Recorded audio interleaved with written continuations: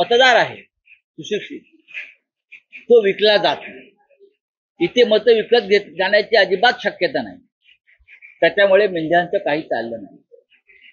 दुसरं म्हणजे हे मतदान हे ईव्हीएम वर होत नाही, बॅलेट पेपरवर होतं. त्याच्यामुळे त्यांना काही गडबड करता आली नाही. आपण काल पाहिलं असेल की मुंबई विद्यापीठाच्या, मुंबई युनिव्हर्सिटी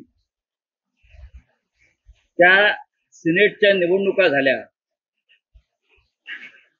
या निवडणुका होऊ नये म्हणून भारतीय जनता पक्ष असेल, मिंदे गट असेल, यांनी गेले 2 वर्ष निवडणुका रखडवण्याचा, निवडणुका टाळण्याचा कसोशीने प्रयत्न केला. निवडणुका होऊच द्यायच्या नाही. म्हणजे मतदार नोंदणी करायची युवा सेनेनं, शिवसेनेनं. 92,000 मतं आम्ही नोंदवली होती. 92,000. मतदार यादीच रद्द करायची, असे अनेक उपद्व्याप केले.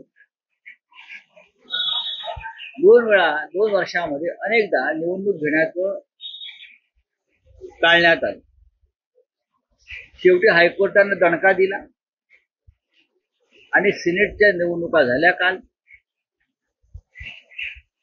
10 पैकी 10 जागा जिंकून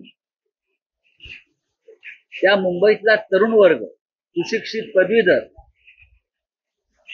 हा शिवसेना नेते, युवा सेना प्रमुख आदित्य ठाकरे यांच्या मागे, शिवसेनेच्या मागे उभा असल्याचं काल चित्र स्पष्ट झालं.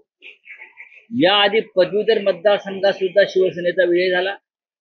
आता सिनेटमध्ये